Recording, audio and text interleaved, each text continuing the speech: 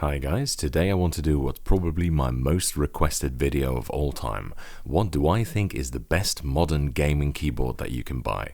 And upon great reflection, as I wanted to be 100% confident of my opinion before saying so, I finally came up with an answer. And it is the Wooting One. I did a video about this in May of 2018, almost a whole year ago, and even though I've got several dozen modern gaming keyboards, this is really the only one that stuck out to me all this time, and for several reasons. First of all, the switches are amazing. They are so ridiculously smooth, it's not even funny anymore.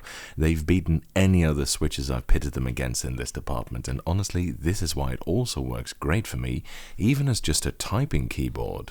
The weighting is a little bit on the light side for me, but that's not a problem because they're hot swappable, so you can take them out, replace the spring with a stiffer one if you like, and just put them back in. Never mind the fact that optoelectric sensing is extremely durable. From what I understand, the limiting factor is the lifetime of the infrared LEDs, which is specified at around 300,000 hours or 34 years of constant use. It's also super ultra fast, although personally I've been somewhat skeptical about the real world advantages that the milliseconds that some systems shave off of response times bring. If you do consider it important, this is the fastest you'll get it to be. Optoelectric sensing doesn't necessitate the use of debouncing delays, and Wooting have spent considerable efforts to optimize the firmware to make it as absolutely fast as possible. Of course, it's got N-key rollover, and this one, the TKL, is probably the best trade-off of functionality over mouse space.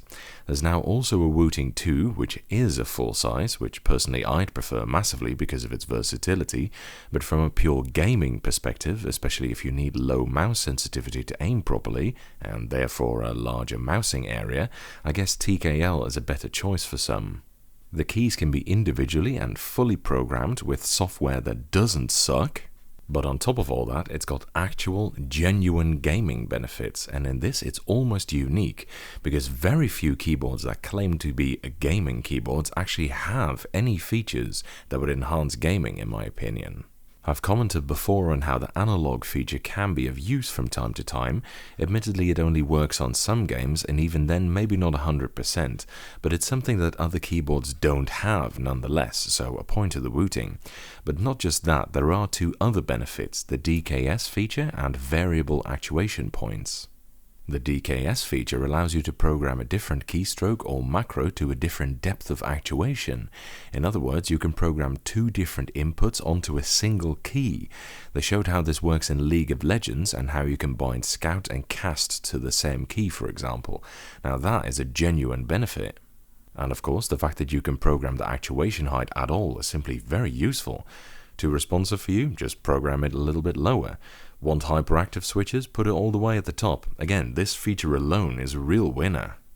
So in other words, it's got ultra smooth, ultra reliable, hot swappable switches with customizable actuation depth, full programmability with the option to bind two inputs to two different levels of stroke depth on the same key, super fast response times, and analog input that will benefit some games on top of that. And no bullshit like flat keycaps or a low profile or a ridiculous layout or anything to spoil it. I can't fault it, I simply don't see how other gaming keyboards come anywhere near this. So that's my verdict. The best keyboard for gaming on the market right now is the Wooting One. No, they didn't pay or even prompt me to say this. This is just purely a conclusion that's dawned on me over the course of the last almost year, which I thought I'd share with you. That's it for this video. Thank you for watching. I hope you enjoyed it, and see you in the next episode.